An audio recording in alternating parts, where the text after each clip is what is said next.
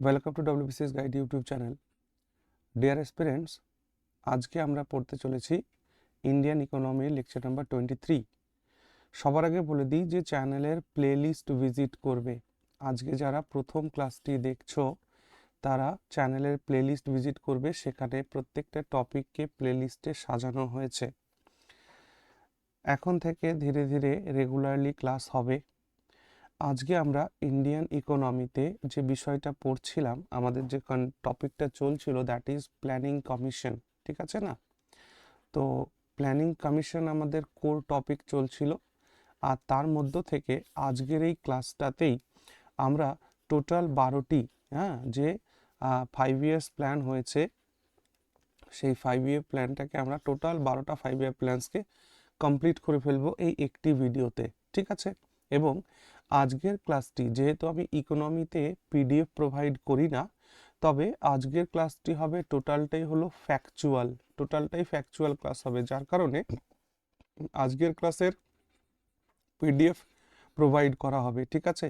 তো ভিডিও ডেসক্রিপশানে পিডিএফ এর লিঙ্ক দেওয়া থাকবে, সেখানে ক্লিক করে তোমরা এই আজকের ক্লাসের অর্থাৎ 12টি 5 ইয়ার প্ল্যানস একসাথে থাকবে, সেই পিডিএফটাকে তোমরা ওখান থেকে ডাউনলোড করে নেবে। ওকে, ঠিক আছে, চলো তাহলে সবার আগে দেখো ফার্স্ট 5 ইয়ার প্ল্যান। ফার্স্ট 5 ইয়ার প্ল্যানটা শুরু হচ্ছে 1951 থেকে 1956 পর্যন্ত চলছে। যখন পণ্ডিত জওহরলাল নেহরু প্রধানমন্ত্রী ছিলেন তখন এই প্ল্যানিং কমিশনের শুরু হয়েছে, ঠিক না? তাহলে এই যে ফার্স্ট 5 ইয়ার প্ল্যান সেটা স্টার্ট হয়েছিল 1 এপ্রিল 1951 থেকে। অ্যাকচুয়ালি প্ল্যানিংটা কি? প্ল্যানিংটা হচ্ছে যে 5 বছরের জন্য একটা প্ল্যান করা, সেই প্ল্যান অনুযায়ী দেশকে এগিয়ে নিয়ে যাওয়া, সেই প্ল্যানের মধ্যে কতগুলো প্রোগ্রামকে সেট করা, যে আমরা এই আগামী 5 বছর ধরে এই বিষয়ের উপরে জোর দেব যাতে এই সেক্টরগুলোকে ডেভেলপ করা যেতে পারে, ঠিক আছে? ওকে, তাহলে ফার্স্ট 5 ইয়ার প্ল্যান যেটা স্টার্ট হলো সেটা হচ্ছে 1951, ঠিক? আচ্ছা, ফার্স্ট 5 ইয়ার প্ল্যানটা বেসড হয়েছিল ডমার গ্রোথ মডেলে, ঠিক আছে? ডমার গ্রোথ মডেলের উপরে বেসড ছিল এই ফার্স্ট 5 ইয়ার প্ল্যান। তোমরা যদি একটুখানি গুগল সার্চ করে নাও না, তাহলে এই ডমার গ্রোথ মডেলটা কি সেটা বুঝে যাবে। এটার জন্য আর ফার্দার আমাকে ক্লাস করতে হবে না, যেহেতু আজকের ক্লাসে আমি 12টি 5 ইয়ার প্ল্যানই পড়াবো, সেহেতু এই ডমার গ্রোথ মডেলকে এখানে আমি ডিসকাস করতে পারছি না। যদি তোমাদের মনে হয় যে গুগল সার্চ করেও ডমার গ্রোথ মডেলটা বুঝতে পারোনি, তাহলে একবার কমেন্ট সেকশনে লিখো, এর জন্য আমি পৃথক ভিডিও করে দেবো, ঠিক আছে?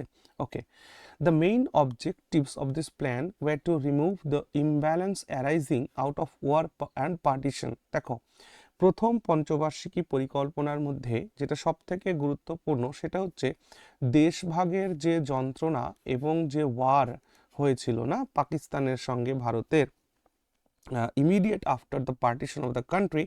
তো এই সিচুয়েশনটার জন্য যে ইমব্যালেন্স তৈরি হয়েছিল আমাদের দেশের মধ্যে, সেটাকে দূরীকরণ করা, সেটাকে দূর করাটাই ছিল প্রথম পঞ্চবার্ষিকী পরিকল্পনার মূল উদ্দেশ্য।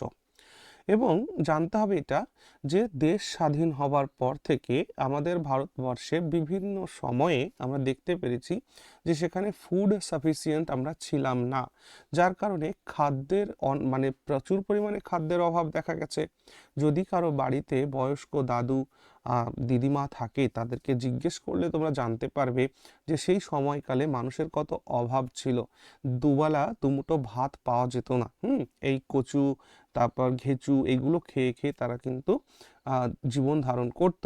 তো সেই কারণে স্বাধীনতোত্তরকালে ভারতীয় নেতাদের মধ্যে একটা জিনিস ছিল, দ্যাট ইজ ফুড সেলফ সাফিসিয়েন্সিতে করা, দেশটিকে পরিণত করা, অর্থাৎ খাবারের দিক থেকে যাতে আমাদের কোনো কষ্ট না হয়, এটা ফার্স্ট প্রায়োরিটি। ওকে, তাহলে যখন এই প্ল্যানের মেইন অবজেক্টিভই হচ্ছে ফুড সেলফ সাফিসিয়েন্সি, দেখো তোমরা জানো যে এই লেকচারগুলোকে এমনভাবে প্রেজেন্ট করি আমি যাতে করে কিনা আমাদের এই বিষয়টাতে যখন আমাদের রাইটিংস হবে, এবং আগামী দিনে WBCSও কিন্তু ইউপিএসসির মতন রিটেন মোডে যেতে চলেছে, অবজেক্টিভ আর থাকছে না, ডেসক্রিপটিভ হতে চলেছে। সেই কারণে এই বিষয়গুলোকে সুন্দর করে একবার ভিডিওটা দেখলেই যাতে তোমাদের কনসেপ্টে ক্লিয়ার হয়, সেই আলোচনাগুলো করছি, মনোযোগ দিয়ে শোনো।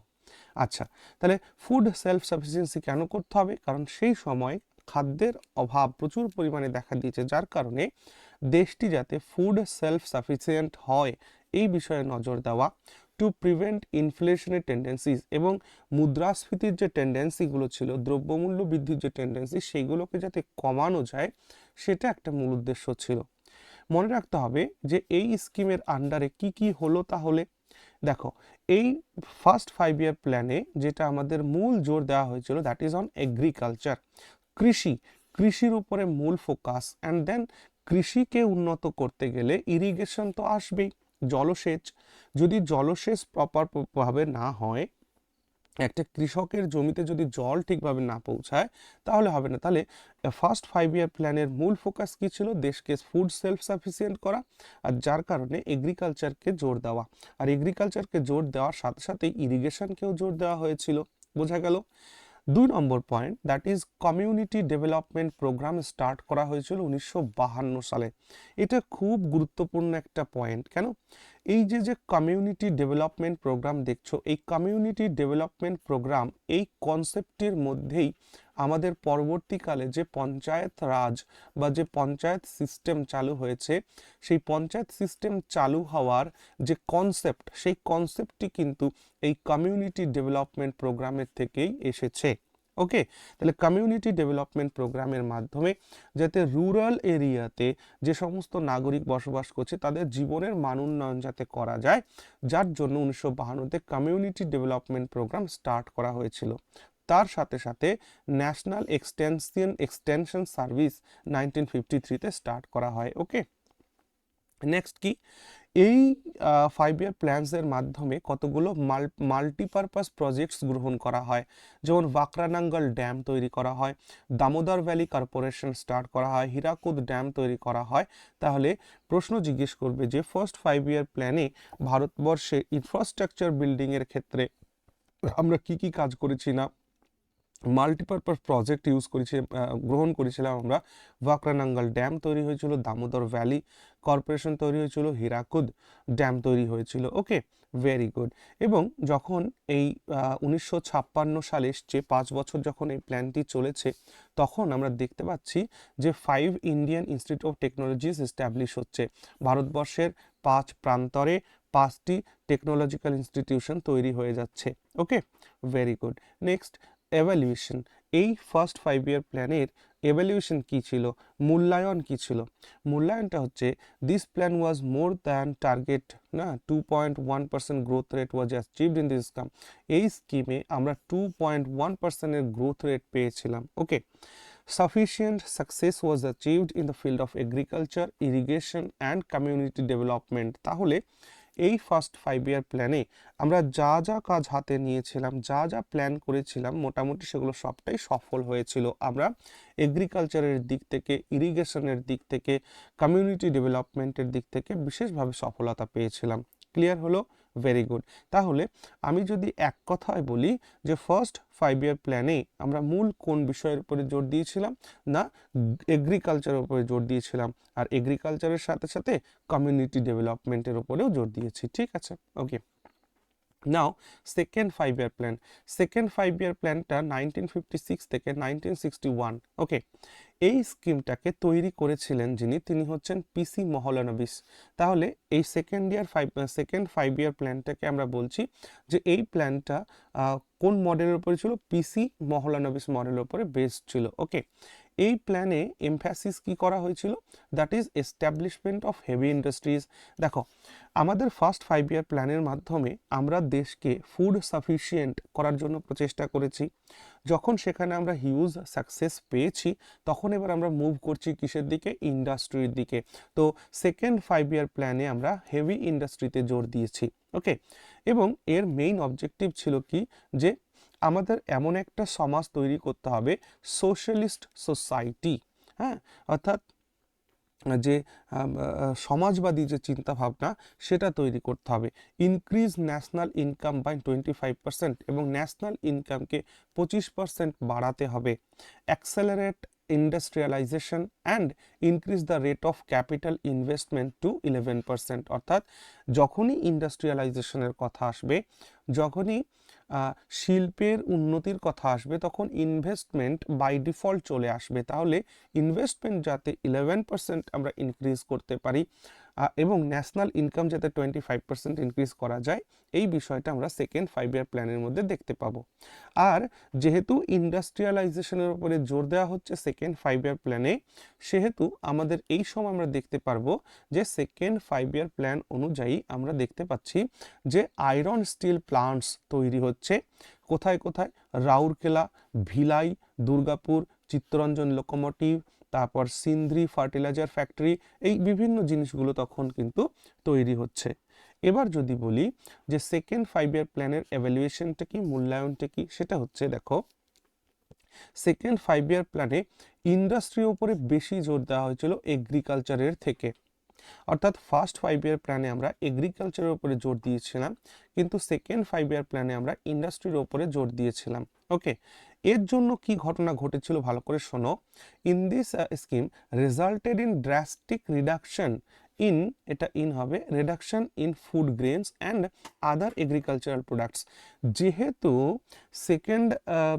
সেকেন্ড 5 ইয়ার প্ল্যানে আমরা ইন্ডাস্ট্রির উপরে বেশি ফোকাস করেছি, তখন এগ্রিকালচার দাঁড়াম করে নিচে পড়েছে এবং সেই কারণে কিন্তু আমরা দেখতে পাচ্ছি যে ফুড গ্রেনস কমে গেছে, এগ্রিকালচারাল প্রোডাক্টস যেটা সেটাও অনেকটা কমে এসেছিল। ওকে, তো ইনফ্লেশন ইনক্রিজড, যার ফলে ইনফ্লেশন বৃদ্ধি পেয়েছিল, দ্রব্যমূল্য বৃদ্ধি পেয়েছিল, and this created a foreign exchange crisis. এবং এর ফলে যে ফরেন এক্সচেঞ্জ রয়েছে, অ্যাকচুয়ালি ফরেন এক্সচেঞ্জ কি এই বিষয়গুলো আমি অলরেডি পড়িয়েছি, তো এই ক্রাইসিস কিন্তু এসে গেছিল। ঠিক আছে, ফরেন এক্সচেঞ্জ ক্রাইসিস মানে কি জানো?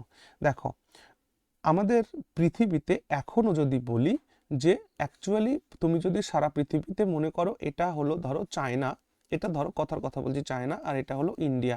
এবারে ইন্ডিয়া যদি চায়নার থেকে কোনো কিছু ইম্পোর্ট করতে চায়, তাহলে চায়নাকে ইম্পোর্ট করতে গেলে চায়নাকে যে টাকা দিতে হবে আমাদের পণ্যের পরিবর্তে, সেটা কিন্তু ইউএস ডলার হিসাবে তারা গ্রহণ করবে। এই যে ফরেন এক্সচেঞ্জ, এটা হচ্ছে ফরেন এক্সচেঞ্জ, অর্থাৎ আমার টাকাকে প্রথমে ইউএসডিতে কনভার্ট করতে হবে, সেই ইউএসডিকে পে করতে হবে চায়নার কাছে। তো সেই ফরেন এক্সচেঞ্জ, বুঝতে পারছো তো, এইটার ক্রাইসিস চলে এসেছিল। The public sector emerged as a catalyst in the industrial sector. তো এটা তো হওয়ারই কথা, পাবলিক সেক্টর যেগুলো ছিল সেগুলো ক্যাটালিস্টের কাজ করেছিল, অনুঘটকের কাজ করেছিল ইন্ডাস্ট্রিয়াল সেক্টরে। ঠিক আছে, the transport and energy sector expanded. আর যেহেতু ইন্ডাস্ট্রিয়ালাইজেশন হবে, ইন্ডাস্ট্রির জন্য মূল কি জিনিস দরকার? ট্রান্সপোর্টেশনের ব্যবস্থা ঠিকঠাক করা দরকার এবং এনার্জি পাওয়ার, সেটাকে সাপ্লাইটা ঠিকঠাক দেওয়া দরকার। যার কারণে এই এনার্জি সেক্টর বলি, ট্রান্সপোর্ট সেক্টর বলি, সেটাকে এক্সপ্যান্ড করা হয়েছিল। The growth rate of per capita income was 1.9%, এবং প্রতি ব্যক্তি আয় 1.9% বৃদ্ধি হয়েছিল। বুঝে গেল? ওকে, এবার আসো third 5 year plan. Third 5 year plan 1961 to 1966। এখানে কি দেখা যাচ্ছে যে প্রথম পঞ্চবার্ষিকী পরিকল্পনাতে আমরা কৃষির উপরে জোর দিয়েছি, দ্বিতীয়তে এসে ইন্ডাস্ট্রির উপরে জোর দিয়েছি। যখনই ইন্ডাস্ট্রির উপরে জোর দিয়েছি, কৃষি ব্যবস্থা ভেঙে পড়েছে, কৃষির জায়গাটা একটু কমে গেছে। সেই কারণে থার্ড 5 ইয়ার প্ল্যানে এসে এবার দুটোকে ফোকাস করা হলো, যে এগ্রিকালচার আর সাথে ইন্ডাস্ট্রি, এই দুটোর উপর ফোকাস করা হলো। যে দেখো এগ্রিকালচার দরকার কি? এগ্রিকালচার হচ্ছে কিসের মধ্যে পড়ছে? প্রাইমারি সেক্টরের মধ্যে পড়ছে, তাই না? একদম গ্রাসরুটের সেক্টর হচ্ছে প্রাইমারি এগ্রিকালচার সেক্টর, যেখান থেকে কাঁচা মালের উৎপাদন হয়। আর ইন্ডাস্ট্রিকে প্রসপার করতে গেলে এগ্রিকালচারকে তো প্রসপার করানো আগে দরকার। তো যার কারণে থার্ড 5 ইয়ার প্ল্যানে এগ্রিকালচার আর ইন্ডাস্ট্রিকে জোর দেওয়া হলো। The main objectives of this scheme was to make the Indian economy self-reliant and self-conscious. খুব ইম্পর্ট্যান্ট। আমরা চাইছি যে ভারতবর্ষকে সেলফ রিলায়েন্ট, স্বনির্ভর করা, আত্মনির্ভর করা এবং সেলফ কনশাস করতে হবে ভারতীয় অর্থনীতিকে। যার কারণে এগ্রিকালচারের সাথে সাথে ইন্ডাস্ট্রিকেও ফোকাস করা হলো। কিন্তু এই সময়কালে আমরা দেখতে পারবো যে যখন থার্ড 5 ইয়ার প্ল্যান চলছে, এটা আমাদের ভারতের অর্থনীতিতে খুব বাজে একটি পরিস্থিতির মধ্যে আমরা তখন পড়বো। কেন? কারণ দেখতে পাবো যে 1962-তে ইন্ডিয়া এবং চায়নার যুদ্ধ চলছে এবং 1965-তে ভারত আর পাকিস্তানের যুদ্ধ। তো এই যে পরপর দুটি বিশাল যুদ্ধের জন্য আমাদের অর্থ ব্যবস্থা একদম ভেঙে পড়ার মতন অবস্থায় চলে গেছিল আমাদের, ঠিক না? যার কারণে সেই সময় একটা নারা দিয়েছিলেন যে এক রুটি খাবো, নাকি একটা নারা ছিল, আমি ভুলে গেলাম এখনই। মানে বিষয়বস্তুটা এরকম ছিল যে একটা রুটি খাবো কিন্তু দেশের জন্য আমাদের কাজ করতে হবে, ঠিক আছে? এরকম একটা ব্যাপার, মানে আধ পেটা খাবো কিন্তু দেশের সম্পদটাকে রক্ষা করবে, এরকম একটা ব্যাপার ছিল আর কি। আবার শুধু যে যুদ্ধ তাই নয়, 1965-66-তে আমরা ড্রট দেখতে পেয়েছি, মানে খরা, অনাবৃষ্টি দেখতে পেয়েছি। সেই সময় যেহেতু সেচ ব্যবস্থায় এখন যেমন করে ডিপ টিউবওয়েল মাঠে মাঠে রয়েছে, স্যালো মেশিন মাঠে মাঠে রয়েছে, সেগুলো যেহেতু সে তখন ছিল না, যার কারণে বর্ষার ওপরে, প্রকৃতির ওপরে আমাদের নির্ভরশীলতা ছিল চাষের ক্ষেত্রে। আর সেই জায়গাটাতে কিন্তু আমাদের হ্যাম্পার হলো, যার কারণে এই ড্রটের জন্য আমাদের কিন্তু থার্ড 5-year প্ল্যানটা completely failed. Okay, that failed the third plan completely.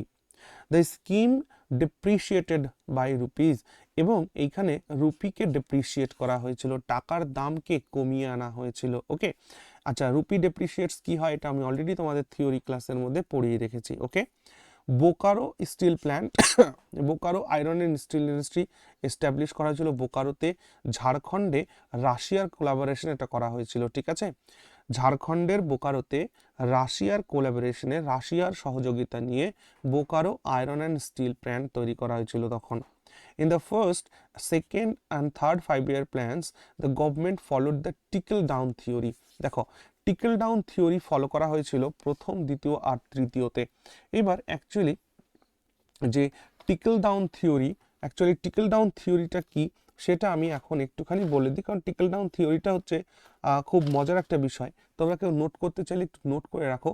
trickle down, চলো খাতা পেন ইউজ করো, খাতা পেন ব্যবহার করো, হেডিং লাগাও trickle down theory, TICKLE, trickle down theory। trickle down theory কি জিনিস? trickle down theory লেখো। trickle down theory is a term, trickle down theory, আমি বলেইছি ইকোনমিক্সের ক্লাস আমার করতে হলে খাতা পেন নিয়ে বসতে হবে ভাই। চলো লেখো,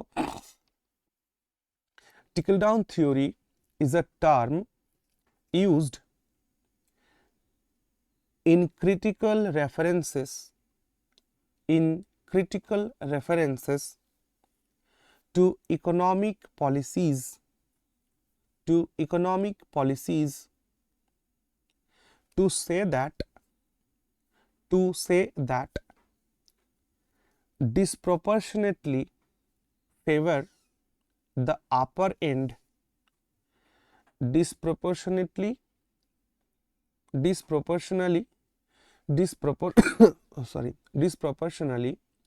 favor the upper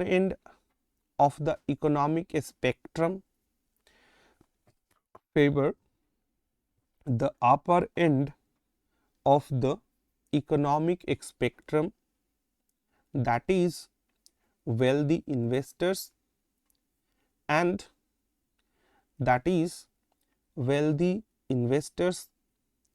and large corporations full stop। এটা ছিল এবার এটা বুঝতে পারলাম না দাদা কি হলো, বুঝিয়ে দিচ্ছি। এই থিওরি অনুযায়ী বড়লোক বা ধনী উদ্যোগপতি যারা আছে তাদেরকে প্রচুর পরিমাণে সাহায্য করতে হবে। কেন? কারণ তারা যদি লাভবান হয়, তারা যদি বড়লোক হয়, তাহলে তার সাথে সাথে গরিব মানুষেরাও লাভবান হবে অটোমেটিক্যালি। বুঝতে পারলে trickle down থিওরিটা কি জিনিস? তাহলে trickle down থিওরি অনুযায়ী বলা হচ্ছে যারা ধনবান, যারা পুঁজিপতি, যারা ব্যবসায়ী, তাদেরকে ডিসপ্রপোর্শনালি ফেভার করতে হবে, যাতে করে তারা যদি প্রসপার করতে পারে তাহলে তারা তার সাথে সাথে আরও যে সোসাইটি আছে, সোসাইটির বাকি যারা রয়েছে তাদেরকেও তারা প্রসপার করবে। উদাহরণ দিই, এই trickle down থিওরিকে সমাজবাদের দৃষ্টিকোণ থেকে মার্ক্সবাদের দৃষ্টিকোণ থেকে এটাকে নেগেটিভাইজ করা হয়, নেগেটিভ ওয়েতে দেখা হয়। কিন্তু দেখো, ইকোনমিতে আবেগের কোনো জায়গা নেই ভাই, পরিষ্কার কথা। যা করলে আমাদের ইকোনমিটা ডেভেলপ করবে সেই জায়গাতে আমাদের যেতে হবে, ঠিক না? তো ট্রিকল ডাউন থিওরিটার মূল বিষয়টাই হচ্ছে যে একজন বড়লোককে যদি তুমি বড়লোক করো বা তাকে যদি তুমি ফেভার করো, তাহলে তার আশেপাশের যারা গরিব মানুষ আছে তারা অটোমেটিক বড় হয়ে যাবে। কিভাবে? ধরো আজকে যদি আমি একটা কোনো XYZ একটা কোম্পানিকে বিভিন্ন ফেভার দিলাম যে ভাই তুমি আসো আমার এখানে ব্যবসা বাণিজ্য করো, তোমার কোম্পানি সেট আপ করো, ফ্যাক্টরি লাগাও। তো সেখানে সে ফ্যাক্টরি লাগিয়ে কি নিজে নিজে কি করবে? তার তো শ্রমিক দরকার। তো তারা যখন শ্রমিকগুলোকে কাজ দিবে তখন তারা অটোমেটিক্যালি তাদের অর্থ উপার্জনের সাথে সাথে সেই শ্রমিকগুলো কাজ পেয়ে তারাও বড়লোক হবে। এটাই হচ্ছে ট্রিকল ডাউন থিওরি, ঠিক আছে? Very good. তাহলে খুব ইম্পর্টেন্ট একটা পয়েন্ট আমরা এখানে পেলাম যে first 5 year plan, second 5 year plan and third 5 year plan, এই তিনটি প্ল্যানেই আমরা ট্রিকল ডাউন থিওরিকে গ্রহণ করেছি। Okay, very good. চলো তারপর কি? Optimise the country's labour force and increase employment opportunities, এটাই হলো মূল বিষয়। যখনই কারণ উদ্দেশ্যটা কি ছিল? উদ্দেশ্য ছিল যে কান্ট্রির যে লেবার ফোর্স রয়েছে সেই লেবার ফোর্সটাকে ইউটিলাইজ করতে হবে, এবং তার ফলে কি হবে? যখনই কোনো লেবার ফোর্সকে আমি ইউটিলাইজ করা শুরু করব তখনই দেশের মধ্যে এমপ্লয়মেন্ট জেনারেশন হবে, শ্রমিকেরা কাজ পাবে, লোকেরা কাজ পাবে, ঠিক না? Very good. Panchayat elections were introduced, এবং পঞ্চায়েত ইলেকশন সেখানে ইন্ট্রোডিউস করা হচ্ছে, হ্যাঁ, to bring democracy to the grassroots level.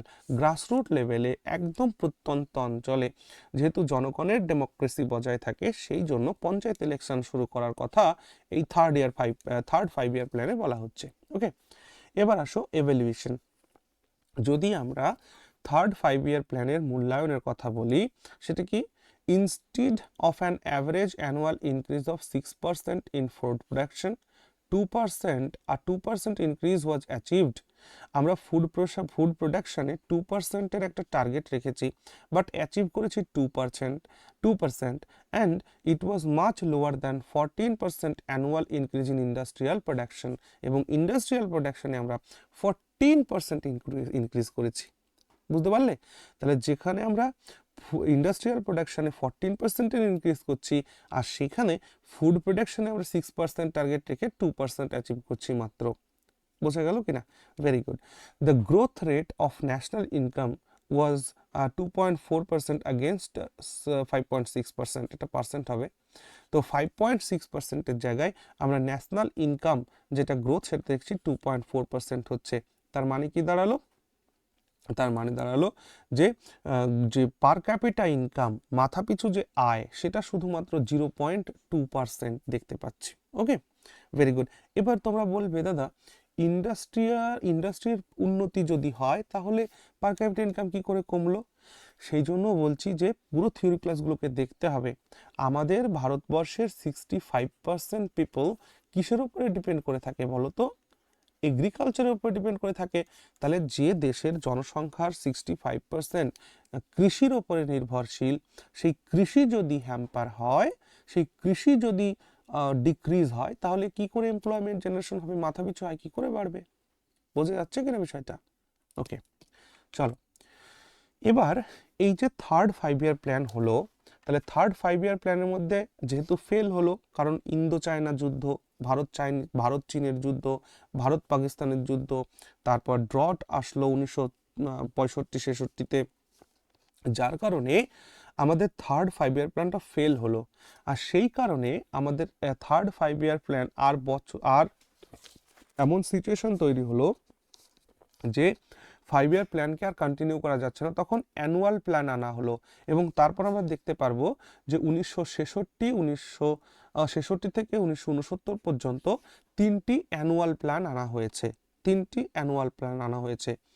আর এই অ্যানুয়াল প্ল্যানকেই প্ল্যান হলিডে বলা হচ্ছে। দেখো, যখনই প্ল্যান হলিডে মাথায় রেখো, প্ল্যান হলিডে টার্মটা আমরা তখন ইউজ করব যখনই কোনো 5 ইয়ার প্ল্যান বন্ধ হয়েছে, তখনই সেটাকে প্ল্যান হলিডে বলবো। এখানে 3 অ্যানুয়াল প্ল্যান দেখছো, আরেকটু আগে গিয়েই তোমরা রোলিং প্ল্যান দেখবে। তো মনে রাখবে প্ল্যান হলিডে সেই জায়গাটিকে বা সেই সময়কালকে বলবো যেখানে গিয়ে 5 ইয়ার প্ল্যানটা বন্ধ হয়েছে। তাহলে 5 ইয়ার প্ল্যান যেখানে বন্ধ সেটা প্ল্যান হলিডে বলবো। ওকে, এই 3 অ্যানুয়াল প্ল্যানে কি হলো, এটা এক বছর করে করা হলো। এতে কি হচ্ছে, the lead bank scheme was launched, lead bank scheme চালু করা হলো ইন 1966-এ। লিড ব্যাংক কি জিনিস অলরেডি পড়ানো হয়েছে।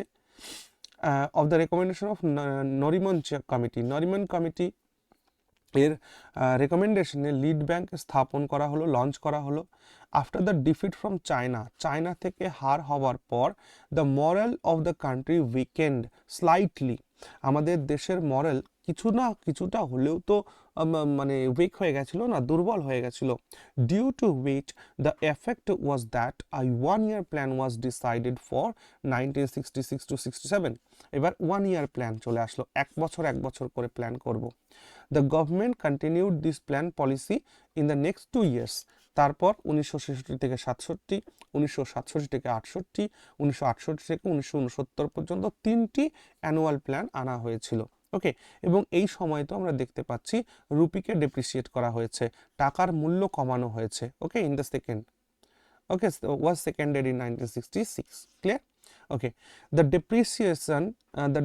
depreciation did not have much effect due to the decrease in the electricity of demand for export goods. Okay, sorry, elasticity, not electricity, elasticity of demand.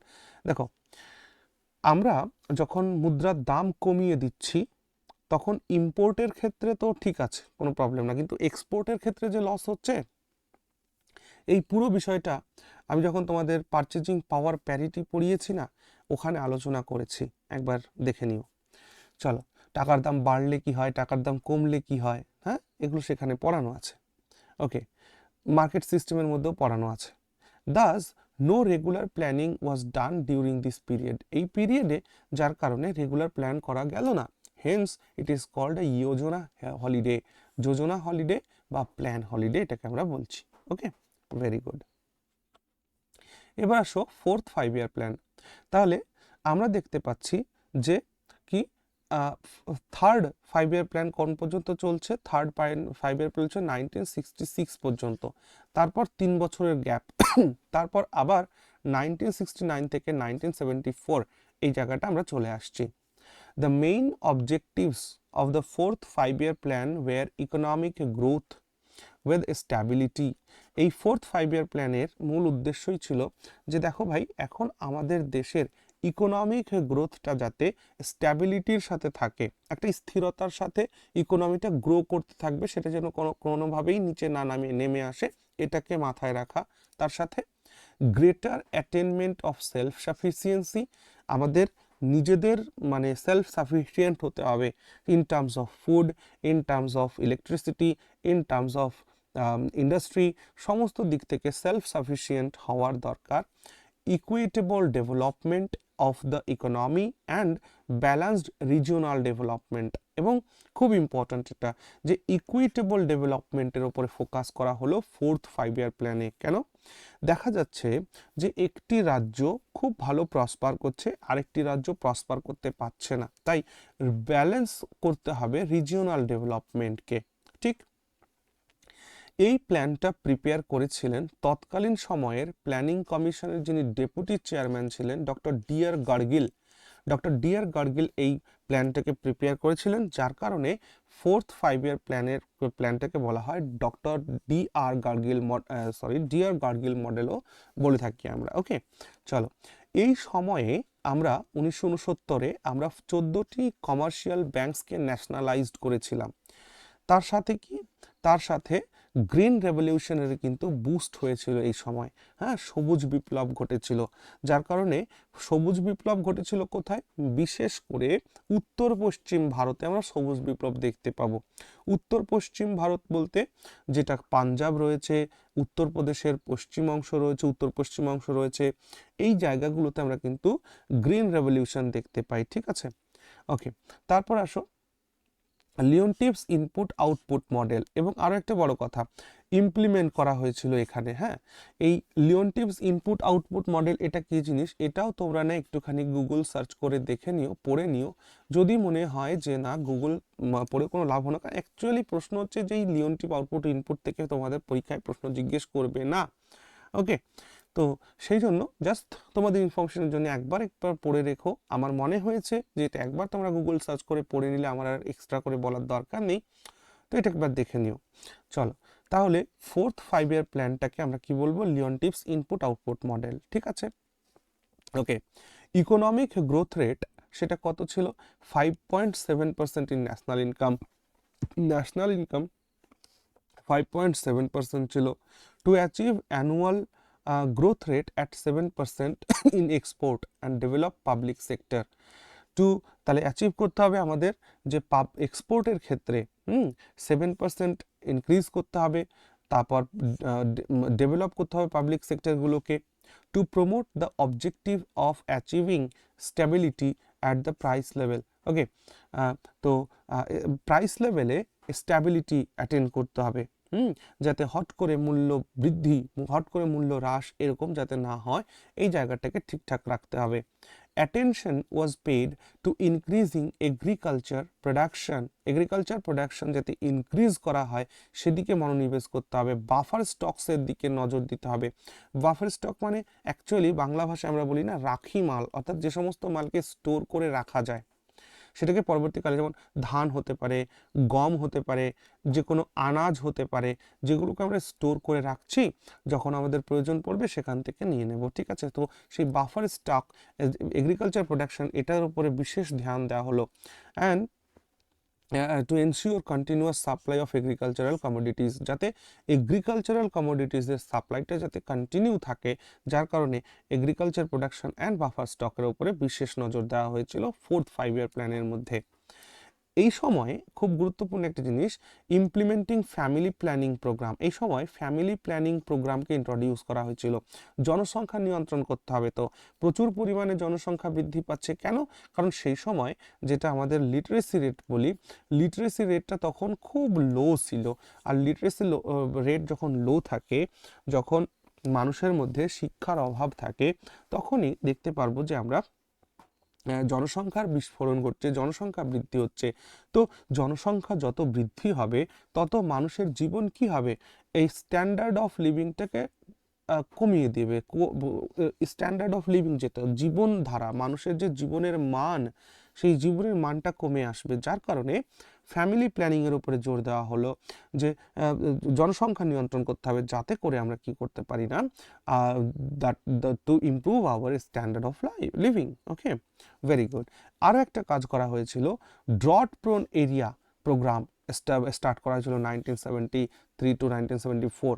1973-74 drought prone এরিয়াকে চিহ্নিতকরণ, এই খুব গুরুত্বপূর্ণ, অর্থাৎ সেই সমস্ত এরিয়াগুলোকে পয়েন্ট আউট করা এবং তার জন্য একটা স্পেশাল মেজার তৈরি করে রাখা, যে যেখানে যেখানে খরার সম্ভাবনা থাকে সেই ড্রট প্রোন এরিয়াগুলোকে আইডেন্টিফাই করা এবং তাদের জন্য উপযুক্ত প্রস্তুতি গ্রহণ করে রাখা। এর জন্য ডিপিএপি অর্থাৎ ড্রট প্রোন এরিয়া প্রোগ্রাম চালু করা হয়েছিল। ক্লিয়ার?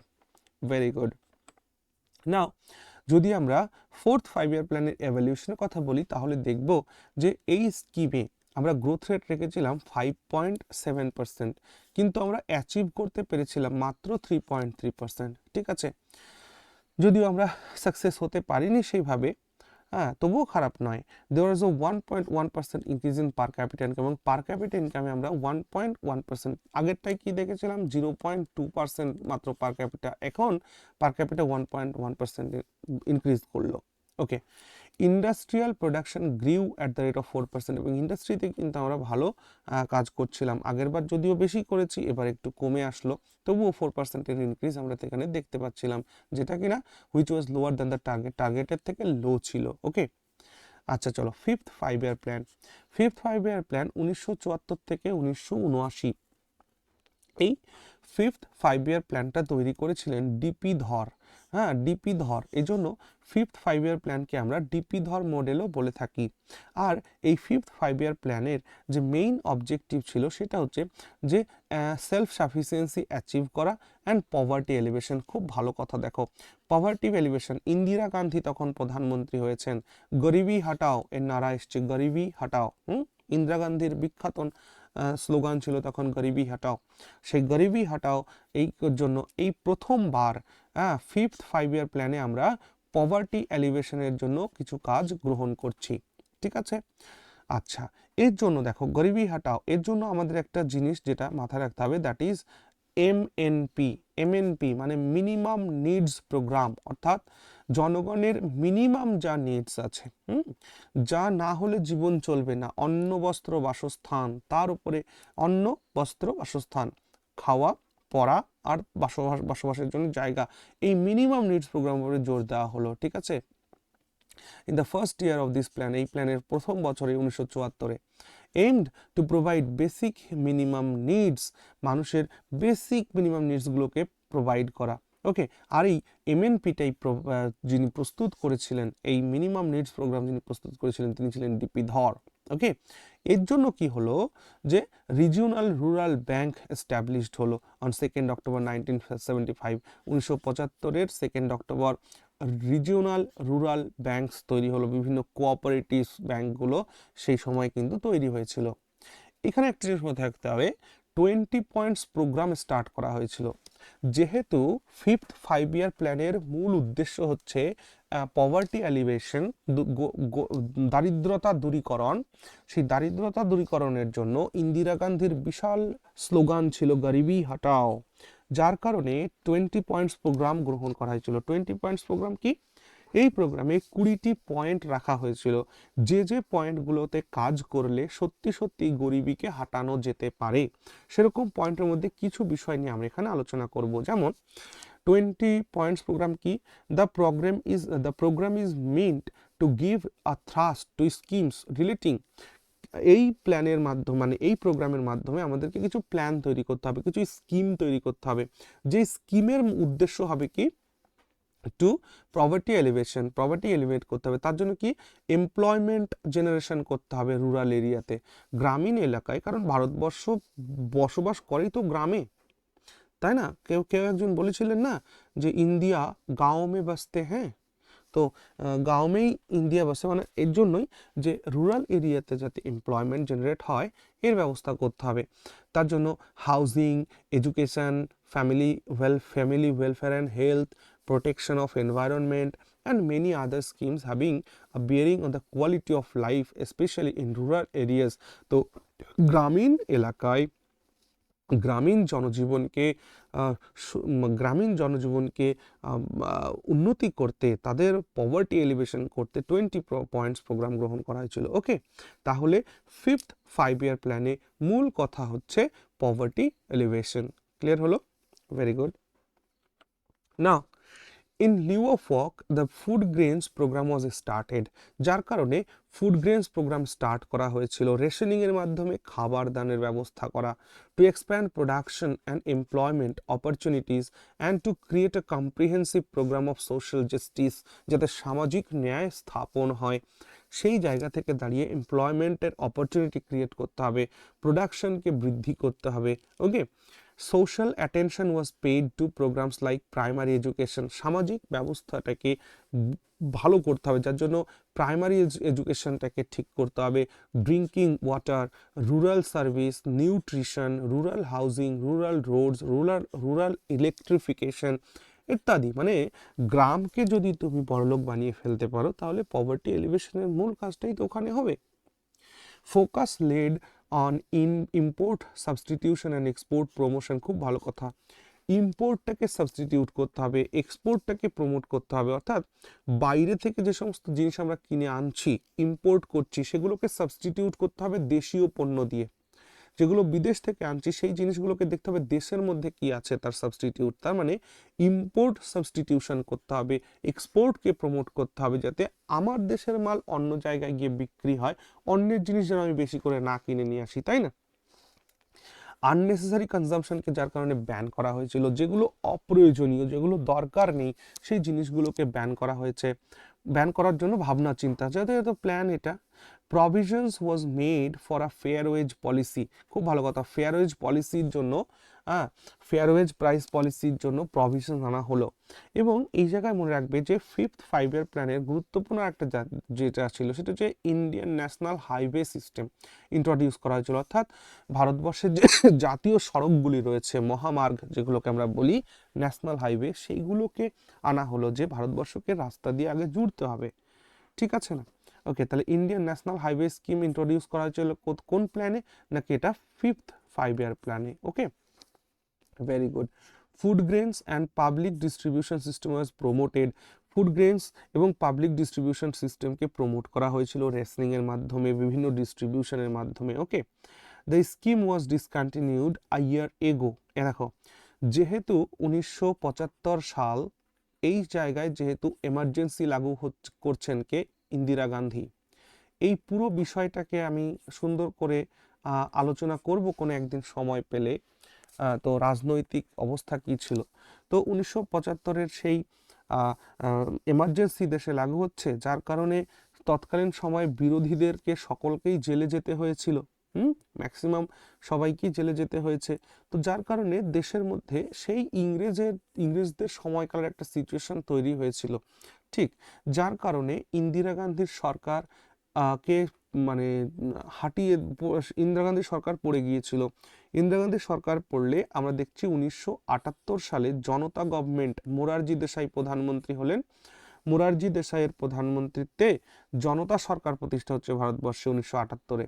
আর এই জনতা সরকার 1978-এ এসে 1 বছর আগে, প্ল্যানটি শেষ হওয়ার কথা কবে ছিল, 1979-এ শেষ হওয়ার কথা ছিল, কিন্তু তার 1 বছর আগে আমরা 5th 5-year প্ল্যানকে বন্ধ করে দিলাম। তাহলে এভালুয়েশনে চলে আসো। Though there has been a satisfactory increase in production in the area of food grains and cotton textiles, এখানে আমরা দেখতে পাচ্ছি যে ফুড গ্রেন বা কটন টেক্সটাইলের যে মানে যে প্রোডাকশন, সেটা ইনক্রিজ হচ্ছে, হ্যাঁ, তবুও এটা আমরা সফল বলতে পারি না। This scheme was not successful in achieving other targets, অন্যান্য টার্গেটস আমরা ফুলফিল করতে পারিনি। জিডিপি গ্রোথ 4.9% হয়েছিল, আর পার ক্যাপিটা ইনকাম কমে গিয়ে আবার 0.75%-এ চলে এসেছিল। ওকে, আর জনতা সরকার এসে যেহেতু এই প্ল্যানটাকে বন্ধ করে দিয়েছিল, এরপর আমরা আবার দেখব যে প্ল্যান হলিডে আসতে চলেছে।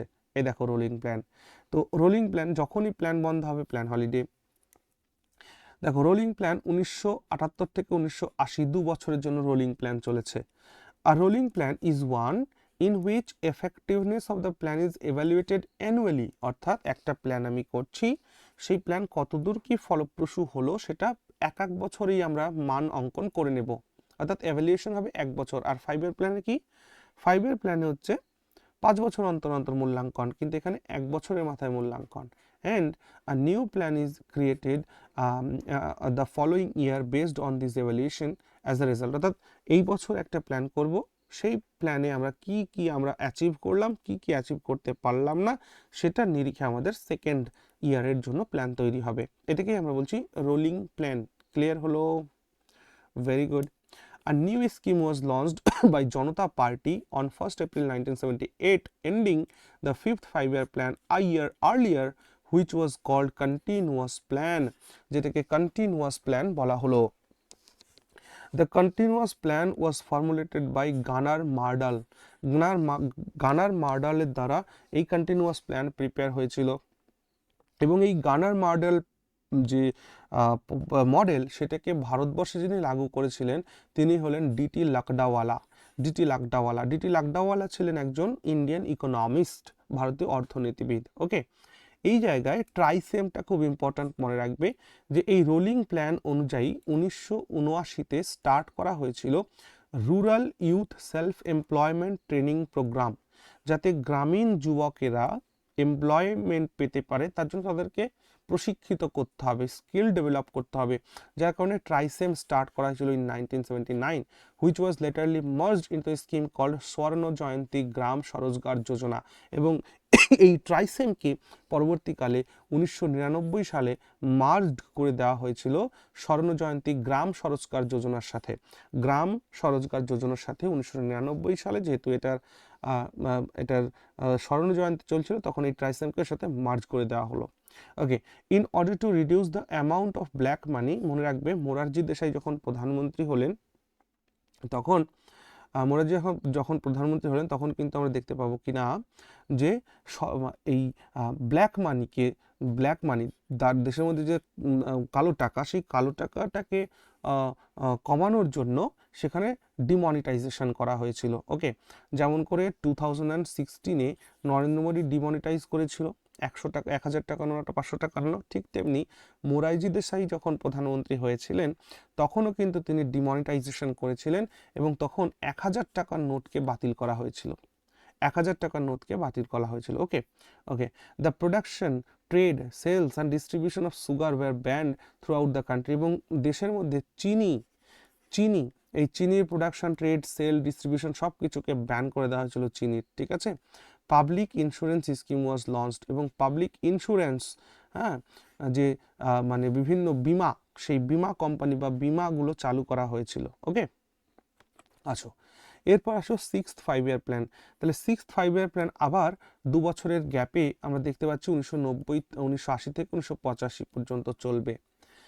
The period from 1st April 1979 to 31st March 1980 is considered a plan holiday in India. আমি বারবার বলছি, যেখানেই দেখবে যে 5th 5-year প্ল্যান ফেলড হয়েছে বা বন্ধ হয়েছে, সেই জায়গাটা আমরা প্ল্যান হলিডে বলবো, ঠিক। আচ্ছা, 6th 5-year plan was reinstalled after the re-election of Indira Gandhi. 1980-তে আবার জনতা সরকার পড়ে যায়, আবারও কংগ্রেস পার্টির সরকার প্রতিষ্ঠা হয়, ইন্দিরা গান্ধী প্রধানমন্ত্রী হয়। ইন্দিরা গান্ধী 1980-তে প্রধানমন্ত্রী হওয়ার পর আবার তিনি এই 5-year প্ল্যানটাকে চালু করলেন, 6th 5-year প্ল্যানকে। ওকে, এই প্ল্যানটার যে মূল বিষয়বস্তু ছিল সেটা কি, যে পভার্টি এলিভেশন, তার সাথে employment generation, economical development, modernisation, self reliance and social justice.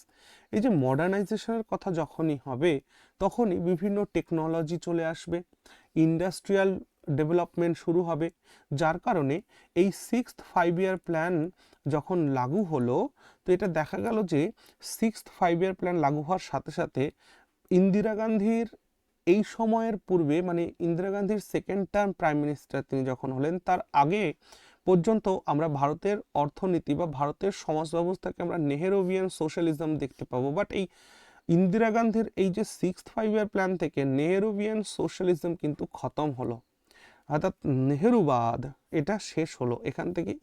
এখান থেকে আমরা দেখতে পাচ্ছি যে ভারতবর্ষ ধীরে ধীরে, এখন থেকেই ধীরে ধীরে ক্যাপিটাল মুভমেন্ট বা ক্যাপিটালিস্ট ইকোনমির দিকে ধীরে ধীরে ভারতবর্ষের একটা ঝোঁক আমরা দেখতে পাবো, ঠিক আছে। ওকে, দেখো মডার্নাইজেশন এই সময় হলো কি, যে it underline the beginning of economic liberation. খুব সুন্দর কথা, ইকোনমিক লিবারেশন এইখানে আমরা দেখতে পাচ্ছি। কেন?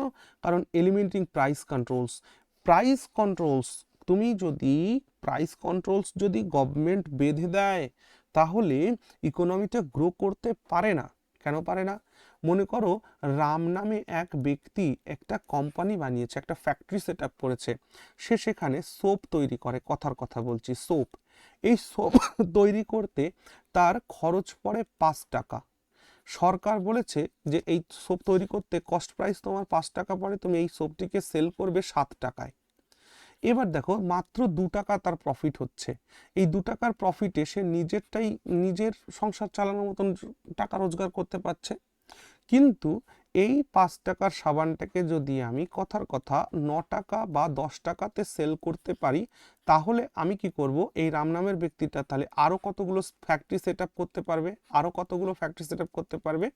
তাহলে যদি আমি প্রাইস কন্ট্রোলটাকে এলিমিনেট করতে পারি, অর্থাৎ ইকোনমিক লিবারেশন যদি আনতে পারি, তাহলে এই যারা উদ্যোক্তা আছে তারা মানে কি হবে না, তারা মানে কি বলবো এই কথার টার্মটা, তারা ইন্সপায়ার হবে, তারা আরও কাজ করার জন্য ইন্সপায়ার হবে, যার কারণে দেশের মধ্যে কি প্রসপার হবে। তবে এর মানে এই নয় যে একজন ফ্যাক্টরি ওনার যা খুশি তাই করতে পারে, এমনটা হয় না। কিন্তু তবুও একটা কথা বলি, এমনটা হয় না আমি বলছি, কিন্তু সত্যিই এমনটাই হয়। কেন বলো?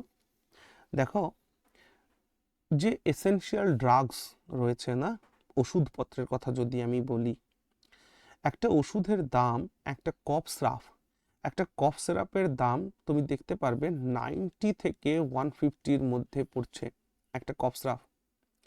তো একটা কফ সিরাপ হচ্ছে এটা একদমই বেসিক একটা ড্রাগ। তো এর দাম কিন্তু, এর যে কস্ট অফ প্রোডাকশন, সেটা কিন্তু 40 থেকে 50 টাকার মধ্যে। তাহলে কস্ট অফ প্রোডাকশন যেটা 40 থেকে 50 টাকার মধ্যে, সে যত ভালোই হোক না কেন, কিন্তু তার ব্র্যান্ডিং করতে, তার ম্যানেজমেন্ট করতে, তার প্রচার প্রসার করতে করতে জিনিসগুলোর দাম এতটা বেড়ে যাচ্ছে। তো এই জায়গাগুলোকেও একটু মাথায় রাখতে হবে, বিশেষ করে মেডিসিনের ক্ষেত্রে, ঠিক না? যাই হোক, চলো তারপর কি, emphasise was lead on rapid development of domestic energy sectors. Domestic energy সেক্টরে বিশেষভাবে জোর দেওয়া হয়েছিল। শিয়ালের ডাক শুনতে পাচ্ছ? রাতে ভিডিও আমি শ্যুট করছি, এখন কত বাজে? 1:30 বাজে, 1:30 বাজে এখন, শিয়াল ডাকছে বাইরে। চলো, ডোমেস্টিক এনার্জি সেক্টরে ডেভেলপমেন্টের দ্রুততা যাতে আসে সেই ব্যবস্থা গ্রহণ করা হলো। অ্যান্ড এই যে এনার্জি কনজারভেশন, কিভাবে এনার্জিকে কনজার্ভ করা যায় সেই বিষয়টার উপরে জোর দেওয়া হলো। তার সাথে ফ্যামিলি প্ল্যানিং তো আছেই, ফ্যামিলি প্ল্যানিং ইন্ট্রোডিউস করা হলো। The poverty line was defined by the planning commission working group. এই প্ল্যানিং কমিশনের ওয়ার্কিং গ্রুপ দ্বারা একটা পভার্টি লাইন ড্র করা হলো, কি যে গ্রামে যে মানুষ থাকে তারা যদি 24 ক্যালোরি খাবার পায়, আর শহরে যারা থাকে তারা যদি 21 ক্যালোরি খাবার পায়, তাহলে তারা আর গরিব থাকবে না, বড়লোক হয়ে যাবে। ওকে, তো এই ডাইরেক্টিভস, অর্থাৎ যেটাকে আমরা বলছি পভার্টি ডাইরেক্টিভস, এটা তৈরি করা হলো। এই স্কিমে আমরা 6খানা ব্যাংককে ন্যাশনালাইজড করেছিলাম। 1980-তে 6টি ব্যাংক ন্যাশনালাইজড হয়। 1969-এ 14টি কমার্শিয়াল ব্যাংককে ন্যাশনালাইজ করা হয়। ওকে, আচ্ছা, এই কমিটি দেখো, on the recommendation of Sivaraman committee, Sivaraman কমিটির রেকমেন্ডেশনে ভারতবর্ষে গুরুত্বপূর্ণ একটা কাজ হয়, দ্যাট ইজ নাবার্ডের প্রতিষ্ঠা হয়। নাবার্ড কি? National bank for agriculture and rural development. অর্থাৎ এগ্রিকালচার এবং রুরাল ডেভেলপমেন্টের জন্য স্পেশাল একটা ব্যাংক তৈরি করা হয়, that is NABARD. On 12th July 1982, 1982-তে নাবার্ডের স্থাপন করা হয়। 1982-তে এক্সিম ব্যাংক বলে, যেটা এখন আর নেই, এক্সিম ব্যাংকেরও প্রতিষ্ঠা করা হয়। ওকে, এভালুয়েশনের কথা যদি বলি, এই 6th 5-year প্ল্যানে আমাদের টার্গেট ছিল 5.2% গ্রোথ রেট, আমরা অ্যাচিভ করতে পেরেছিলাম 5.7। তার মানে এখানে আমরা আমাদের টার্গেটের থেকে বেশি সাকসেস কিন্তু এই জায়গাটা আমরা পেয়েছিলাম। ওকে, আচ্ছা, এবং দেখবা যে 1980 থেকে 84-র মধ্যে এই যে 6th 5-year প্ল্যান চলতে চলতেই আমরা কিন্তু দেখবো যে না, ইন্দিরা গান্ধী মারা যাচ্ছে, তার হত্যা হচ্ছে। Okay, the rate of inflation decline from 16.7% to 5%, অর্থাৎ দ্রব্যমূল্য বৃদ্ধির যে হার, সেটা 16.7% থেকে কমে 5%-এ আসে। এই যে ডেটাগুলো এত পার্সেন্ট থেকে কমে এত পার্সেন্ট আসলে, এগুলো কোনোদিন পরীক্ষায় জিজ্ঞেস করবে না, চাপ নিও না, ঠিক? জাস্ট এটাকে আমাদের মনে রাখতে হবে, যখন আমরা যদি কোনো নোট করি, আমরা যদি কোনো প্রশ্নের উত্তর দিই, এই ডেটাগুলোকে আমরা লিখতে পারলে আমাদের ক্ষেত্রে সুবিধা হবে, ভালো মার্ক পাওয়া যাবে, আদারওয়াইজ এগুলো জিজ্ঞেস করবে না। চলো, পার ক্যাপিটা ইনকাম 3% বৃদ্ধি হয়েছে, ভাবতে পারছো? তার মানে আমরা বলতে পারি যে 6th 5-year প্ল্যান একটা সফল। এবার আসো 7th 5-year plan. 7th 5-year plan 1985 থেকে 1990। এটার এই সময়ে কিন্তু রাজীব গান্ধী প্রাইম মিনিস্টার হয়ে গেছে। It led stress on improving industrial productivity levels through the use of technology. যেহেতু ইন্দিরা গান্ধী তখনকার একজন ইউথ প্রাইম মিনিস্টার, তো যুবক তিনি, হ্যাঁ, যুবক হওয়ার জন্য তার চিন্তা ভাবনার মধ্যেও একটা ইউথনেস, একটা নতুন ভাব। তো যার কারণে দেখতে পারবো যে 7th 5 year প্ল্যানের মধ্যে আমরা টেকনোলজিক্যাল অ্যাডভান্সমেন্ট দেখতে পারবো, কম্পিউটার নিয়ে ভাবনা চিন্তা শুরু হচ্ছে। হ্যাঁ, এই বিষয়গুলোকে মাথায় রাখতে হবে।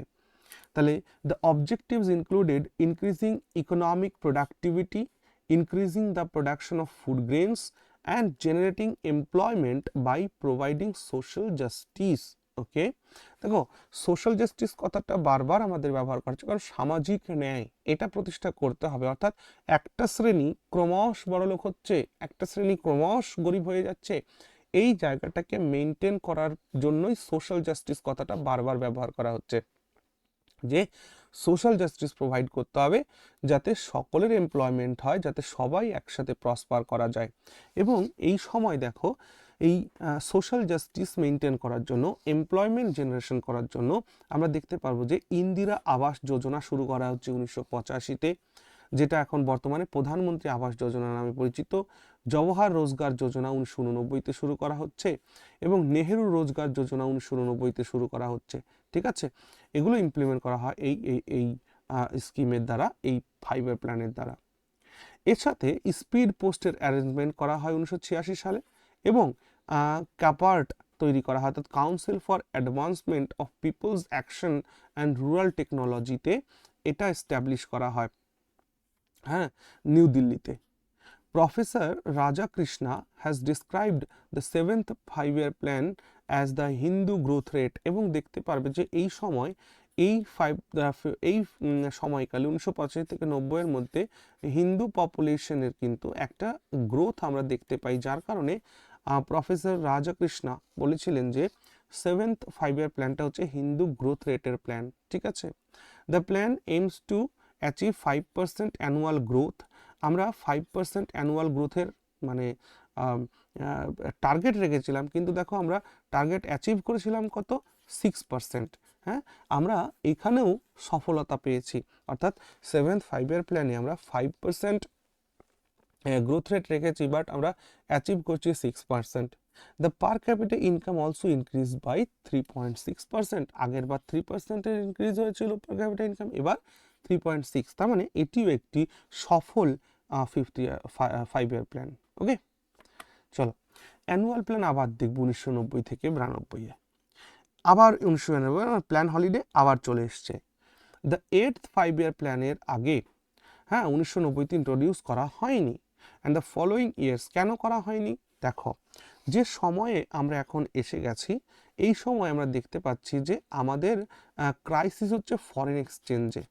ভারতের কাছে বলা হয় তখন নাকি আর 7 days-এর মতো আমাদের কাছে ফরেন রিজার্ভ ছিল। যখন 1990-তে ভারতবর্ষের অবস্থা খুবই খারাপ হয়ে গেছিল, কারণ এই সময়ে ফরেন যে এক্সচেঞ্জ সেটা ভারতের একদম কমে এসেছিল, যার কারণে তখন কিন্তু প্রধানমন্ত্রীকে দেখো, এই সময় আবারও কংগ্রেসের সরকার চলে গেছে, তখন প্রাইম মিনিস্টার পিভি নরসিম্হা রাও হয়েছে। ঠিক আছে, পিভি নরসিম্হা রাও প্রধানমন্ত্রী হয়েছে, আর পিভি নরসিম্হা রাও প্রধানমন্ত্রী হওয়ার সাথে সাথে আমাদের যে ইকোনমিক যে স্ট্যাবিলিটি সেটা মানে দেখো, একটা দেশের মধ্যে যখন পলিটিক্যাল স্ট্যাবিলিটি থাকে তখন তার ইকোনমিতেও একটা স্ট্যাবিলিটি থাকে। পলিটিক্যাল সিচুয়েশন যখনই আনস্টেবল হয়ে যাবে না, তখনই দেখতে পারবে যে ইকোনমিটাও আনস্টেবল হবে। তো এইরকম একটা পরিস্থিতিতে যেখানে আমরা দেখতে পাচ্ছি যে আমাদের ফরেন রিজার্ভ একদম শেষ হয়ে গেছে, সেই সময় কি করব? ফরেন রিজার্ভ, কোনো দেশের ফরেন রিজার্ভ কমে যাওয়া মানে কি, বিওপিতে হানি হওয়া, ব্যালেন্স অফ পেমেন্টে ঘাটতি হওয়া। যখনই ভারতের ব্যালেন্স অফ পেমেন্টে ঘাটতি হলো, ব্যালেন্স অফ পেমেন্ট যখন ক্রাইসিসে আসলো, তখন ভারতবর্ষ একটা ইনস্টিটিউশনের কাছে গেল, তার নাম কি বলো তো? তোমরা জানো, বিওপি ডিসব্যালেন্স হলে সেই দেশকে রক্ষা করে কে? IMF, international monetary fund. IMF এর কাছে যখন গেল নরসিম্হা রাও, কাকে সাথে নিয়ে? ডক্টর মনমোহন সিং, যিনি আমাদের ভারতবর্ষের প্রাক্তন প্রধানমন্ত্রী, তখন তিনি অর্থমন্ত্রী ছিলেন। তো মনমোহন সিংকে নিয়ে আইএমএফ এর কাছে যখন গেল, যে বললো যে ভাই আমাদের অবস্থা খুব খারাপ হয়ে গেছে, আমাদের ফরেন রিজার্ভ শেষ হতে এসছে, আমাদের বিওপি খুব খারাপ অবস্থায় আছে, তখন আইএমএফ থেকে বলা হলো যে দেখো ভাই, তোমাদের দেশে যে ইকোনমি তোমাদের ইকোনমিটা একটা শ্যালো ইকোনমিতে পরিণত হচ্ছে ধীরে ধীরে। কেন? কারণ তোমাদের দেশে বাইরের কোম্পানি ব্যবসা করতে আসতে পারছে না, তোমাদের দেশের কোম্পানি বাইরে ব্যবসা করতে যেতে পারছে না, তোমাদের দেশের মধ্যে যে কোম্পানিগুলো রয়েছে তাদেরকে তোমরা বিভিন্ন আইনের বেড়াজালে হাত পা বেঁধে রেখেছো, যার কারণে বিভিন্ন প্রবলেম ক্রিয়েট হচ্ছে। তোমাদের ইকোনমিকে যদি বুস্ট আপ করতে চাও তাহলে তোমাদের দেশে এলপিজি মডেল লাগু করো। কি লাগু করো? এলপিজি মডেল, অর্থাৎ লিবারালাইজেশন, প্রাইভেটাইজেশন অ্যান্ড গ্লোবালাইজেশন। দেখো ভারতবর্ষের একটা ব্যাপার আছে যে ঘর পোড়া গরু সিঁদুরে মেঘ দেখলে ভয় পায়। ভারতেরও সেই অবস্থা ছিল। যেহেতু ইংরেজরা ব্যবসা করার নাম করে ভারতে এসে শাসন ব্যবস্থা গ্রহণ করে ফেলেছে, সেই জন্য ভারতীয় নেতারা সে সময় ভয় পেত যে আবার কোন বিদেশি কোম্পানিকে অ্যালাউ করব, তারা আবার এসে দেশের মধ্যে ব্যবসা করার নাম করে আবার দেশটাকে না কবজা করে নেয়। এই ভয় থেকে আমাদের ইকোনমিটা কি ছিল? একদম গভর্নমেন্ট কন্ট্রোলড ইকোনমি ছিল, যা করবে সরকার, অর্থাৎ সমাজবাদের দিকে ঝোঁক ছিল।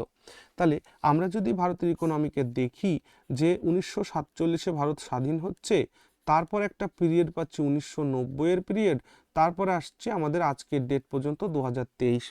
তো এই 1947 থেকে 1990 এই টাইমটাকে আমরা বলতে পারি আমাদের ভারতবর্ষ যদিও শুরু থেকে মিক্সড ইকোনমি ছিল, অর্থাৎ আমাদের ভারতবর্ষে যেমন ব্যক্তিগত কোম্পানিও ছিল আবার সরকারের কোম্পানিও ছিল, অর্থাৎ সোশ্যালিস্ট ইকোনমিরও যে ভাবনাটা এবং ক্যাপিটালিস্ট ইকোনমির যে ভাবনা, দুটো ভাবনা নিয়েই কিন্তু আমাদের ভারতবর্ষের অর্থনীতি শুরু থেকে।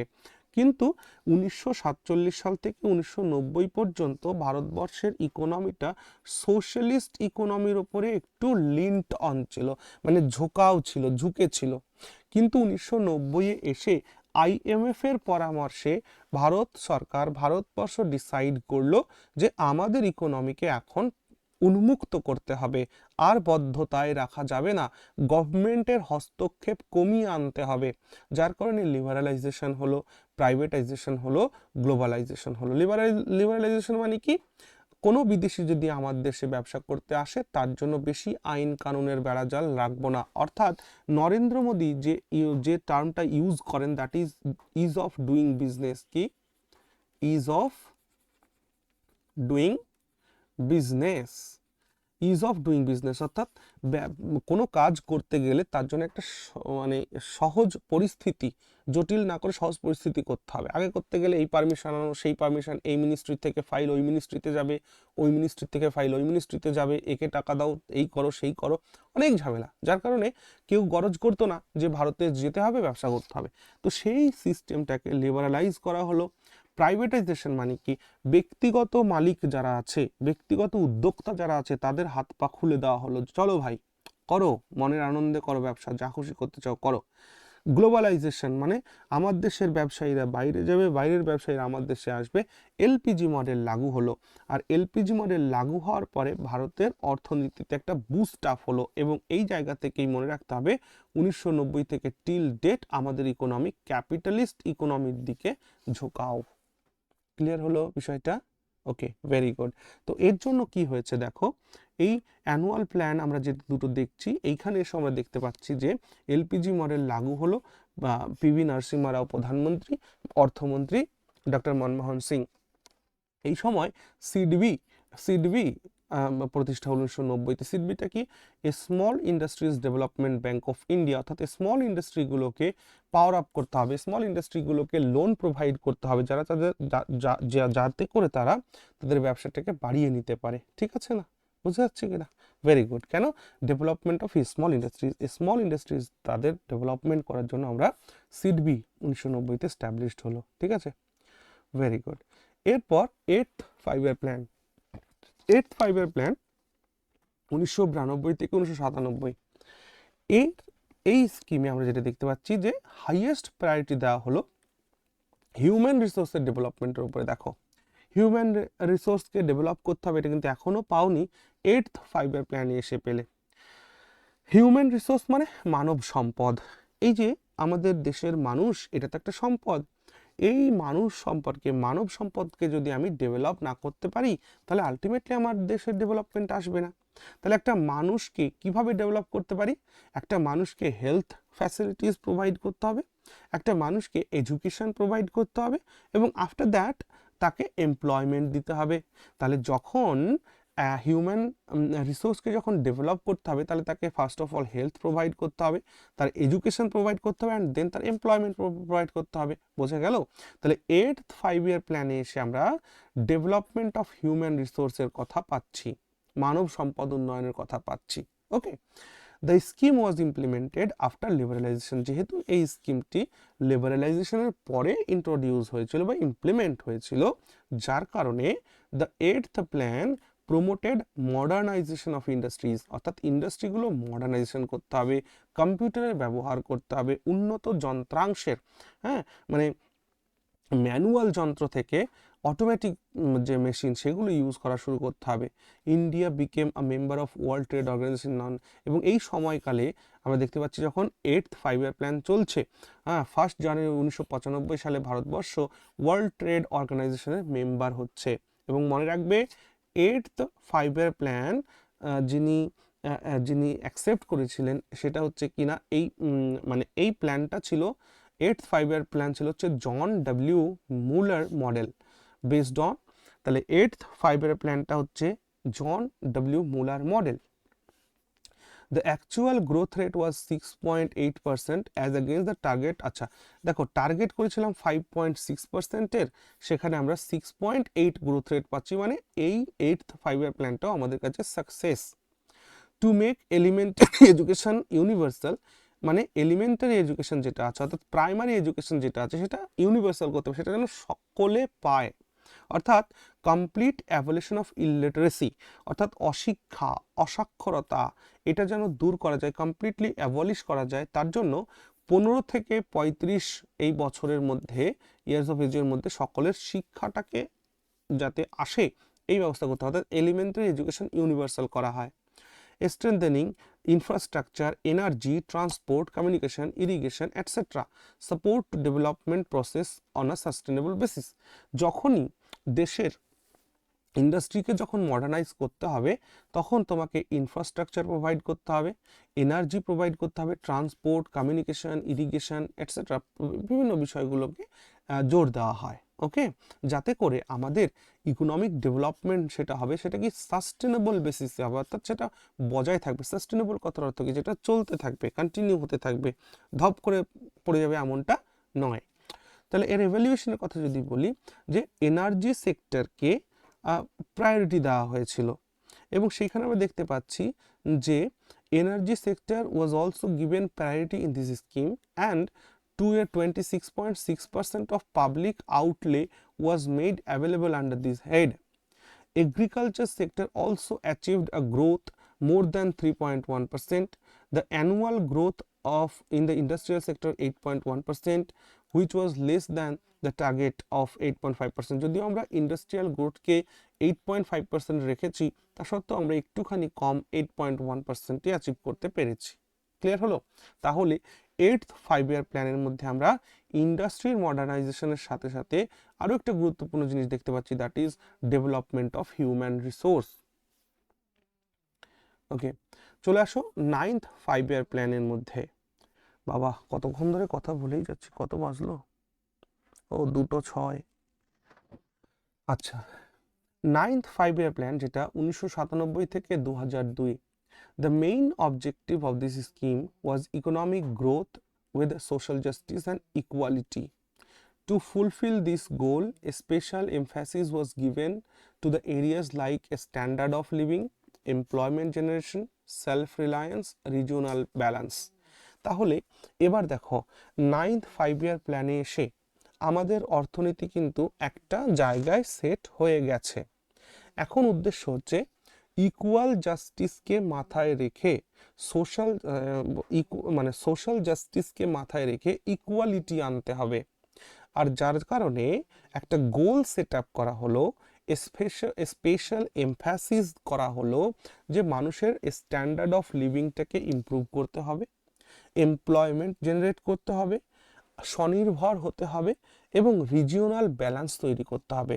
কারণ স্টেটগুলো হ্যাঁ, প্রত্যেকটা স্টেট যাতে সমানভাবে গ্রো করতে পারে, সমানভাবে যাতে প্রসপার করতে পারে, সেই দিকটাকেও দেখতে হবে। accelerating the pace of economic growth while maintaining price stability, অর্থাৎ ইকোনমিক গ্রোথটাকে তো তার পেসটাকে তো অ্যাক্সেলারেট করতে হবে, তার সাথে প্রাইস স্টেবিলিটিকে মেনটেন করতে হবে, যে দ্রব্যমূল্যের দাম যাতে হঠাৎ করে প্রচুর পরিমাণে বেড়ে না যায়। Promotion of Panchayat Raj institution, Panchayat Raj ব্যবস্থাটাকে প্রমোট করতে হবে। কোঅপারেটিভস, বিভিন্ন কোঅপারেটিভসগুলোকে, ভলেন্টারি ইনস্টিটিউশনসগুলোকে প্রমোট করতে হবে। To ensure availability basic minimum service, like দেখো কিছু কিছু বেসিক মিনিমাম সার্ভিস প্রোভাইড করতে হবে, যেমন ক্লিন ড্রিঙ্কিং ওয়াটার প্রোভাইড করতে হবে, প্রাইমারি হেলথ কেয়ারের ওপর জোর দিতে হবে, প্রাইমারি হেলথ কেয়ার ফ্যাসিলিটিসের উপর জোর দিতে হবে, ইউনিভার্সাল প্রাইমারি এডুকেশনের উপর জোর দিতে হবে এবং হাউজিংয়ের উপর জোর দিতে হবে। Okay, very good. This scheme included, এবং এই স্কিমেই আমরা দেখতে পারবো যে golden jubilee urban employment scheme, Jawahar Gram Samriddhi Yojana, golden jubilee village self employment scheme, Pradhan Mantri Gramodaya যোজনা, এই সমস্ত যোজনাগুলোকে আমরা দেখতে পাচ্ছি এখানে। আবার দেখো ensuring balance of payment condition, এবং এটা মাথায় রাখতে হবে যেহেতু আমরা এর আগের টার্মে যেহেতু আমাদের ব্যালেন্স অফ পেমেন্ট একদম খারাপ অবস্থায় চলে গেছিল, যার কারণে আমাদের আইএমএফ এর কাছে যেতে হয়েছিল, সেই কারণে এনশোর করতে হবে যে ব্যালেন্স অফ পেমেন্টের কন্ডিশনটা যাতে ঠিকঠাক থাকে। তারপর কি, to prevent and reduce this increase in foreign ডেপ্ট বার্ডেন, দেখতে হবে যে ফরেন ডেপ্ট, বিদেশি ঋণ, সেই বিদেশি ঋণের বোঝাটা যাতে কমানো যায়, হ্যাঁ, সেটা যাতে ইনক্রিজ না হয় সেই দিকে লক্ষ্য রাখতে হবে। To achieve self sufficiency in the field of food গ্রেনসে আমাদের সেলফ সাফিসিয়েন্ট থাকতে হবে সবসময়। আমাদের ভারতবর্ষ ফুড সেলফ সাফিসিয়েন্টই, কারণ এই যে কোভিড যখন চললো, করোনার কালে দেখতে পাচ্ছ 2 বছর সরকার কিন্তু ফ্রি অফ কস্ট মানুষকে রেশনের মাধ্যমে খাবার দিয়ে বাঁচিয়ে রেখেছে, তাই না? 80 কোটি জনগণকে, ভাবতে হবে এই জিনিসটা। Proper use of conservation of natural রিসোর্সেসগুলোকে কনজার্ভ করতে হবে। এভালুয়েশনের কথা যদি বলি, initially the annual growth rate for this scheme was fixed at 7%। সবার প্রথম যখন এই প্ল্যানটা ইন্ট্রোডিউস করা হলো 1997-এ, তখন আমাদের অ্যানুয়াল গ্রোথ রেট রাখা হয়েছিল, টার্গেট রাখা হয়েছিল 7%, কিন্তু দেখা গেল যে না, এটাকে অ্যাচিভ করা যাবে না, যার কারণে সেটাকে কমে 6.5% করা হয়। দেখো এইটা কেন কমানো হয় জানো তো? এইটা কমানো হয় এই কারণে, সরকার এটা কমায় কারণ এটা না করলে তুমি তো পরে গিয়ে কেস খেয়ে যাবে। তো অর্থাৎ তুমি টার্গেট সেট করে রেখেছো, ধরো কথার কথা বলছি 8%, তার মানে তো হিউজ অ্যামাউন্ট, এবার সেইটা দেখা গেল তুমি অ্যাচিভ করেছো 4%, তাহলে বিরোধীরা কি তোমাকে গালমন্দ করবে না? তো যার কারণে যখন সরকার বুঝতে পারলো যে 7% অ্যাটেন্ড করা আমাদের সম্ভব হবে না মনে হয়, তখন তারা সেটাকে কমে 6.5% গ্রোথ রেট রাখলো, কিন্তু আমরা অ্যাচিভ করেছিলাম 5.5%, ঠিক আছে। The target was to achieve 3.9% growth in agriculture. এগ্রিকালচারে আমরা 3.9% গ্রোথ পেয়েছি, কমা দাও এখানে একটা। 8.5% ইন ইন্ডাস্ট্রিতে 8.5% গ্রোথ পেয়েছি। মাইনিংয়ে 7.2% গ্রোথ পেয়েছি।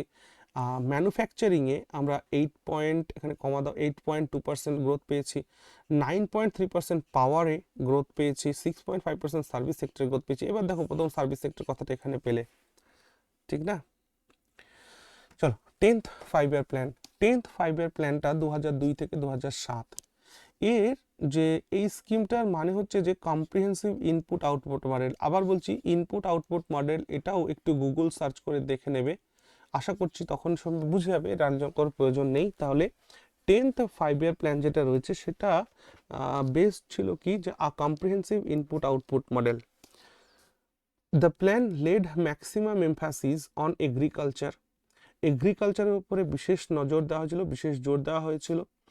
while the maximum expenditure was on energy, যদিও আমরা এগ্রিকালচারের উপরে এমফাসিস করেছি, কিন্তু আমাদের যে খরচ, যেটা বাজেটের ম্যাক্সিমামটা আমরা এনার্জির উপরে খরচ করছিলাম, কারণ যেহেতু ইন্ডাস্ট্রিয়ালাইজেশন হচ্ছে দেশ জুড়ে, সেহেতু এনার্জিটাকে ঠিকঠাক রাখতে হবে, নাহলে সবই কোলাপস হবে। Okay, emphasis was lead on making monetary and fiscal policy more flexible. এবং দেখো মনিটারি পলিসি কমিটি এমপিসি কার আছে বলো, কে তৈরি করে MPC committee? RBI, reserve bank of India MPC তৈরি করেছে। তো এমপিসি থেকে একটু ফ্লেক্সিবল হতে হবে, আরও বেশি ফ্লেক্সিবল হতে হবে। আচ্ছা, emphasis was lead on social sector and infrastructure. Special targets were set at the state level with a view to removing regional imbalances। খুবই সুন্দর কথা, দেশের মধ্যে যে রিজিওনাল ইমব্যালেন্সেস সেটাকে দূর করার জন্য কিছু স্পেশাল টার্গেট গ্রহণ করতে হবে।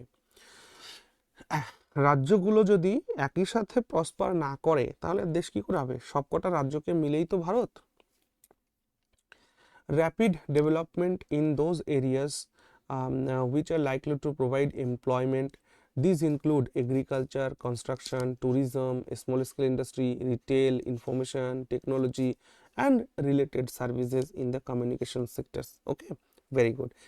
10th 5-year plan evaluation ki the rate the target growth rate in this scheme was 8%, while the actual achievement was 7.6%. Target রাখা হয়েছিল যে আমরা 8% 8% গ্রোথটাকে আমরা অ্যাচিভ করব, বাট সেটা আমরা করছি হচ্ছে 7.6%, which was very close to the target. The investment rate in this scheme has been 31.2% of GDP as against the target of 28.41। অর্থাৎ আমরা বিজনেসের টার্গেট করেছিলাম 28.4%, কিন্তু সেখানে আমরা অ্যাচিভ করেছি 32.1%। হিউজ ইনক্রিজ এখানে আমরা দেখতে পাচ্ছি। জিডিপি টার্গেট ওয়াজ হোল্ড টু 23.31%। আমরা 23% জিডিপি গ্রোথ রেট ধরে রাখতে চেয়েছি, বাট আমরা অ্যাচিভ করেছিলাম কত? 31.9। সো এটা একটা হিউজ সাকসেস আমরা বলতে পারি।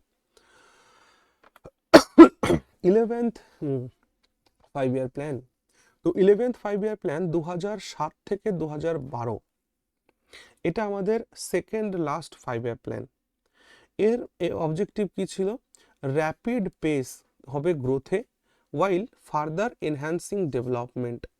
Its main objective is to develop faster and more inclusive। এবার ইনক্লুসিভনেস এসছে। ইনক্লুসিভনেস মিন্স সকলকে নিয়ে এগোতে হবে, সবকটা সেক্টরকে নিয়ে এগোতে হবে, স্পেশাল এমফাসিস কোনো জায়গায় না, সবাইকে নিয়ে, প্রাইমারি, সেকেন্ডারি, টারশিয়ারি সবকটা সেক্টরকে আগাতে হবে।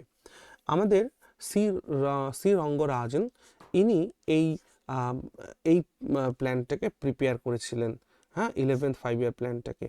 Two increase the literacy rate 80% in the age group of above 7 years। অর্থাৎ 7 বছরের ঊর্ধ্বে যাতে 80% লিটারেসি রেট বৃদ্ধি করা যায়, এই চেষ্টা।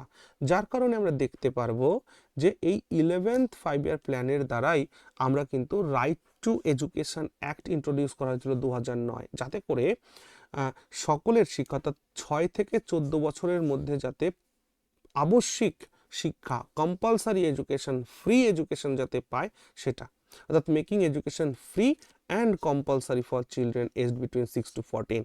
অর্থাৎ ক্লাস 1 থেকে ক্লাস 10, ক্লাস 1 থেকে ক্লাস 10 পর্যন্ত, ক্লাস 1 থেকে ক্লাস 10 পর্যন্ত একদম ফ্রি অফ কস্ট এডুকেশন যাতে আমরা প্রোভাইড করতে পারি, এদিকে নজর রাখতে হবে। এর জন্য রাইট টু এডুকেশন অ্যাক্ট 2009 এসেছিল, ঠিক আছে। সর্বশিক্ষা অভিযান এই সময়কার, যদিও সর্বশিক্ষা অভিযানের আগের টার্মে আমরা দেখতে পাবো তার শুরুয়াত হয়েছে, এটা মডিফিকেশন। চলো, reducing maternal mortality to 1 per 1000 life birth. দেখো, ম্যাটারনাল মর্টালিটি রেটকে কমানো, যে 1000 লাইফ বার্থে যাতে একজনের মৃত্যু হয় সেই জায়গাতে আনা, 1000-এ একজন, ঠিক আছে। Lowering the total fertility rate. দেখো, ফার্টিলিটি রেটকেও কমানো হবে 2.1%। ফার্টিলিটি রেট মানে কি? ফার্টিলিটি রেট মানে ফ্যামিলি প্ল্যানিং এর কথা বলা হচ্ছে, অর্থাৎ ভাই যাতে বাচ্চা কাচ্চা কম হয়, ফ্যামিলি প্ল্যানিং এর কথা, অর্থাৎ যাতে পপুলেশন গ্রো না করে তার জন্য পপুলেশন গ্রোথকে 2.1% কমাতে হবে, এই বিষয়ে নজর দেওয়া হচ্ছে।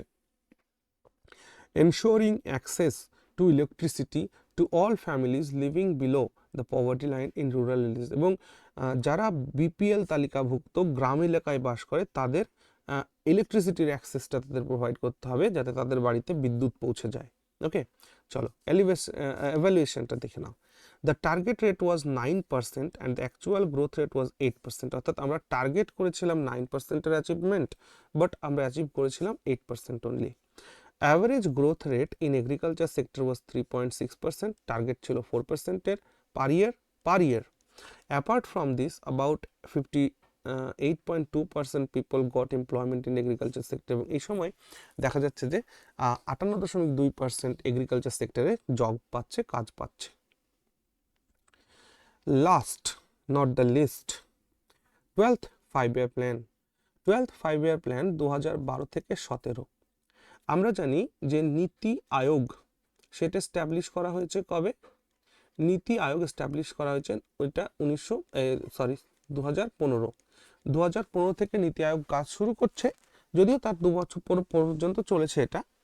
The last 5-year plan had ফাস্টার, more inclusive and sustainable growth, okay, as its theme।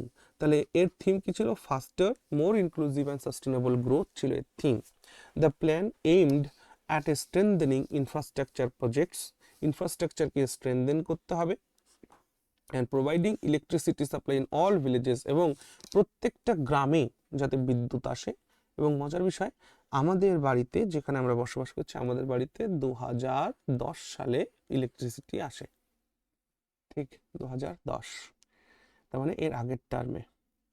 Okay, it also aimed at removing the gender and social gap in admission at a school and improved access to higher education। মানে খুব important, দেখো, ইট also aimed at removing gender gap, মানে gender and social গ্যাপটা যাতে school শিক্ষায় কম আসে, যাতে ছেলে মেয়ে উভয়েই পড়ার সুযোগ পায় স্কুলে, জাত পাত এগুলোকে তুলে দেওয়া যায়, এরকম ব্যবস্থা গ্রহণ করার কথা বলা হলো এখানে, এবং তারা যাতে হায়ার এডুকেশনেও অংশগ্রহণ করে এই দিকটাও বলা হলো।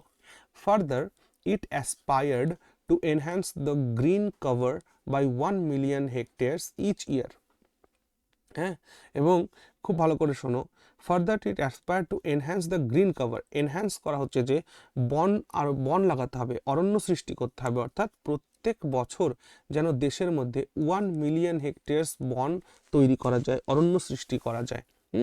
And to create a new opportunities in the non farming sector, এবং নন ফার্মিং সেক্টরে এই অপরচুনিটি যেন আসে। The target growth rate was 9%, but in 2012, National Development Council (NDC) National Development Council approved a growth rate of 8% for this 12th plan. The model of the Indian economy was premised on the concept of planning based on 5-year plans from 1951 to 2007, অর্থাৎ 1951 থেকে 2017 পর্যন্ত পঞ্চবার্ষিকী পরিকল্পনা আমাদের দেশে চলেছে। The 5-year plans were formulated, implemented and regulated by a body known as the Planning Commission। তাহলে ultimately planning কমিশনই এই পঞ্চবার্ষিকী পরিকল্পনাটাকে formulate করতো, ইমপ্লিমেন্ট করতো, রেগুলেট করতো। এরপর আসছে নীতি আয়োগ, যেটা আমি আমাদের আগের ক্লাসে বলে আলোচনা করে ফেলেছি এইগুলোকে, যে কেন নীতি আয়োগ আনতে হলো, প্ল্যানিং কমিশন কেন শেষ করতে হলো, everything has been discussed there. Okay, very good. তাহলে NITI Aayog has come out with 3 documents. NITI Aayog 3টি ধারণা নিয়ে আত্মপ্রকাশ করলো নিজের, কি? 3-year action agenda. এবার যে পঞ্চবার্ষিকী পরিকল্পনা ছিল, নীতি আয়োগের ভাবনাটাই আলাদা। এখানে আমরা এজেন্ডা গ্রহণ করব 3 বছরের জন্য, 7 বছরের জন্য medium term strategy paper and 15-year vision document. খুব ইম্পর্ট্যান্ট, আমরা 3 বছরের জন্য অ্যাকশন প্ল্যান গ্রহণ করব, 7 বছরের জন্য মিডিয়াম টার্ম স্ট্র্যাটেজি পেপার গ্রহণ করব, এবং 15 বছরের জন্য ভিশন ডকুমেন্ট। অর্থাৎ আমরা এই আগামী 15 বছরের মধ্যে কি কি করতে চাই দেশের মধ্যে, তার একটা ডকুমেন্ট তৈরি করা, দ্যাট ইজ ভিশন ডকুমেন্ট। আমাদের ভাবনাটা কি, আমাদের দূরদর্শিতাটা কি, আমরা কি করতে চাই, সেটা 15 বছরের পরিকল্পনা। 7 বছরের পরিকল্পনা হচ্ছে মিডিয়াম টার্ম স্ট্র্যাটেজি তৈরি করতে হবে, যে 7 বছরের মধ্যে এই এলাকাটিকে আমি এই জায়গাতে রূপান্তর করব। যার কারণেই দেখবে যে স্পেশাল গ্রাম, special railway station, special city, এরকম করে কিছু কিছু প্রকল্প গ্রহণ করা হয়েছে না, যে এই যে 3 বছরের ছোট্ট ছোট্ট প্ল্যান, 7 বছরের মিডিয়াম প্ল্যান, 15 বছরের বিরাট প্ল্যান, এটাই নীতি আয়োগের মূল ধারণা। ঠিক আছে। তাহলে এর সাথে সাথেই মোটামুটি আমাদের 12টি 5th 5 ইয়ার প্ল্যান কমপ্লিট হলো। যত ডিটেলসে পড়ানো সম্ভব ততটা ডিটেলসে পড়ালাম। ভিডিওটি 1 থেকে 2বার দেখা হয়ে গেলেই আশা করছি এখান থেকে কোনো প্রশ্ন আসবে আর তোমরা উত্তর করতে পারবে না এমন হবে না। ওকে, তো সকলের জন্য খুব খুব শুভকামনা, এবং আগামী 16 তারিখে তোমাদের বিসিএস পরীক্ষা রয়েছে। সবাই খুব ভালোভাবে পরীক্ষাটা দাও, সকলের শুভকামনা। এবং এটুকুন আমি অ্যাশোর করছি, আফটার 16th অফ ডিসেম্বর, 16ই ডিসেম্বর এই পরীক্ষাটা দিয়ে আসার পরে যারা 2024-এর জন্য প্রিপারেশন নিচ্ছ তাদের জন্য আমি আমার সর্বতোভাবে রেগুলার ক্লাসের ব্যবস্থা করব। ঠিক আছে, ওকে, ভালো থেকো সবাই।